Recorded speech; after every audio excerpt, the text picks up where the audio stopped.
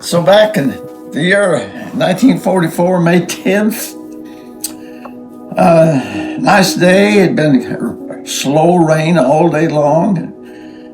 About 5:30, Dad, my brother, and I were all in the house, and Dad got up and said, "Boys, let's go to the barn and feed the cows and milk."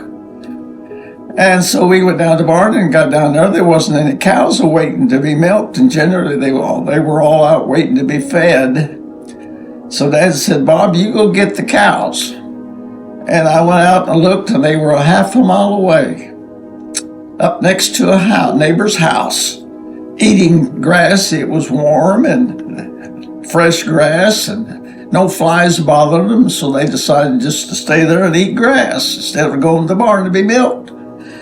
And so I went over to the tractor shed, and Dad had a wood-handled umbrella, big umbrella, on the back of the seat of the tractor.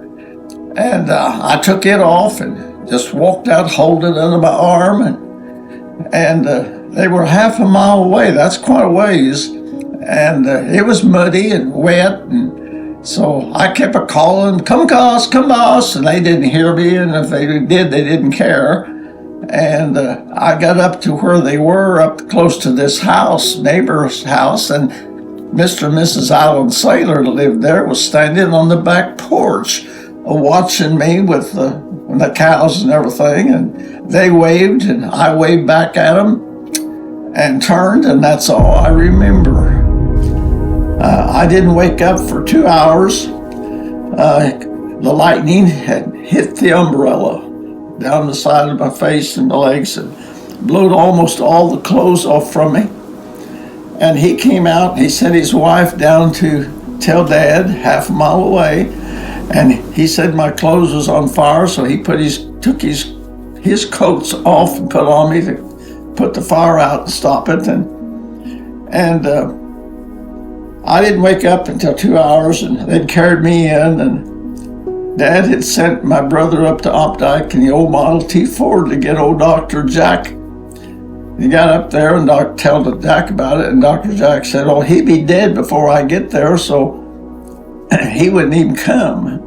So he got back, and Dad loaded me in a Buick car, headed toward Mount Vernon, the old hospital, and put me in I only had one room vacant, and that was in the maternity ward, and next to the delivery room. And they put Vaseline and gauze on all my burns all over me, and that felt so good until the next morning they took it off, and I didn't feel so good.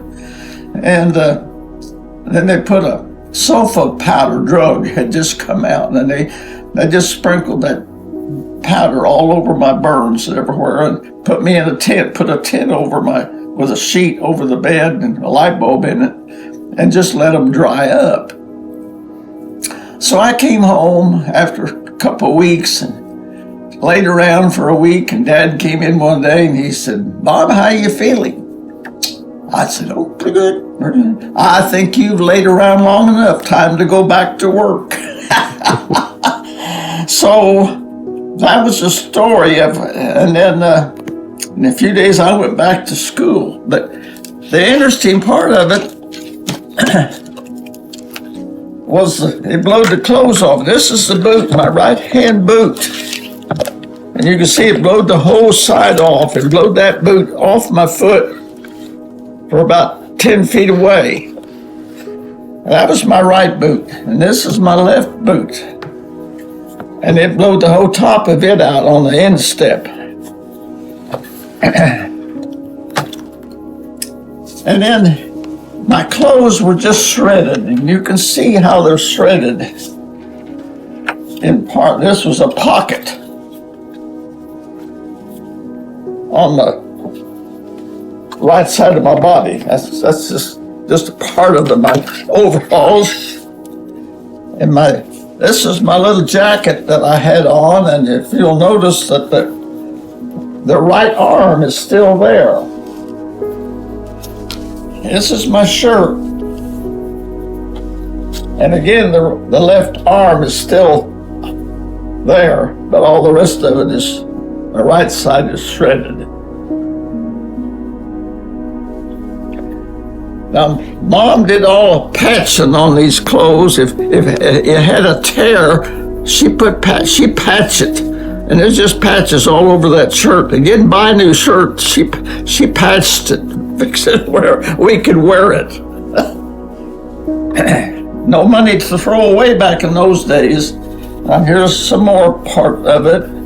Now it blowed a lot of little pieces into blackberry briars around where I was struck by lightning. The neighbors come in and pick little pieces up for souvenirs.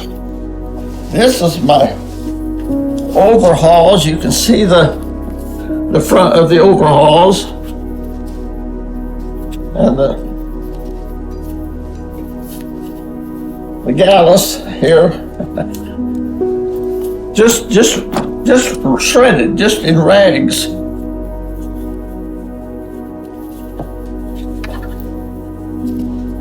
And of course I had fancy shorts on. And this is my undershirt. Looks like the termites have been working to me. Of course, my socks. I wore a pocket watch, and it stopped at 10 minutes till 6. There's no cover on it, and I wore that on a shoestring tied to it, and on my shirt, it went in my pocket. That's where it was, up here on the overalls. My pocket knife had a blade almost burnt off in it, but I don't have that. It disappeared. It's somewhere along the line. And years ago, there was a 13-year-old girl over in a neighbor town, was on horseback. And it's raining, and she got underneath a tree out of the rain, and lightning hit the tree and killed her and the horse both. And I sang at her funeral after I had been struck by lightning several years before.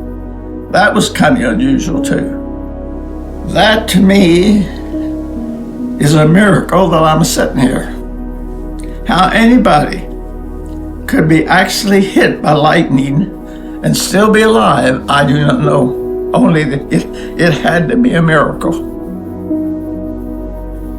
And right now I'm 94 years old, and a couple of weeks ago the preacher had me come up and tell this story.